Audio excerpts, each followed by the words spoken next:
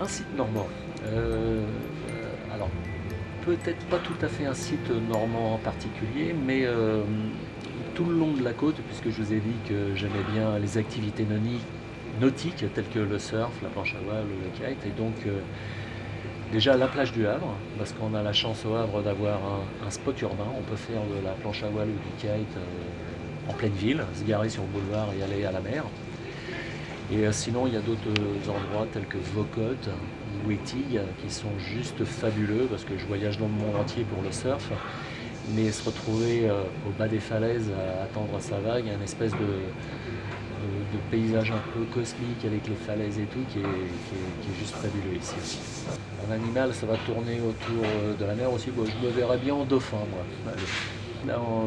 Oui, dauphin. Pas complètement sous l'eau parce qu'il a besoin de reprendre sa respiration. Euh, Paraît-il quand même, suivant les espèces, assez sociable, voire même avec les humains. Donc ouais, je me vois bien en dauphin. Alors un artiste,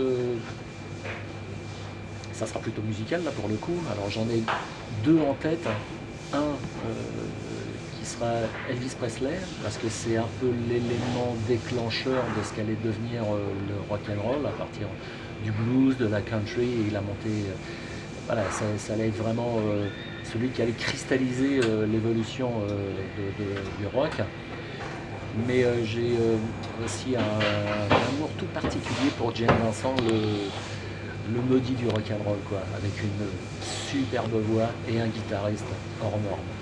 Alors, mon livre de chevet pendant des années, quand j'étais plus jeune et qui m'a accompagné sur beaucoup de voyages, c'était Le Seigneur des Anneaux de Tolkien. Et j'ai eu l'occasion de le relire au cours de différentes décennies, donc pas au même âge, avec des lectures différentes.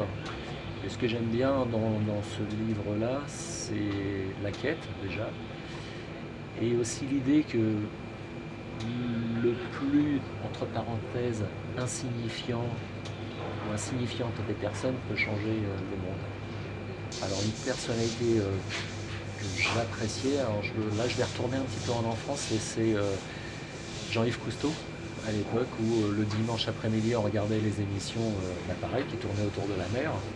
À l'époque je vivais dans la région parisienne, donc j'étais bien loin de l'eau, mais ça me faisait rêver, et il nous faisait prendre conscience par le rêve et la découverte des fonds aussi de la défense de l'environnement. Donc je pense que c'est quelqu'un qui m'a beaucoup marqué. C'est le matin pour moi. Le matin, c'est la redécouverte. Bon, un peu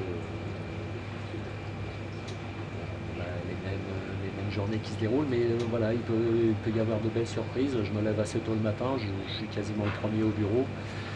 Donc le café, je suis tout seul, je recommence ma journée, et puis il peut arriver de belles surprises dans la journée. Donc ouais, c'est plutôt le matin.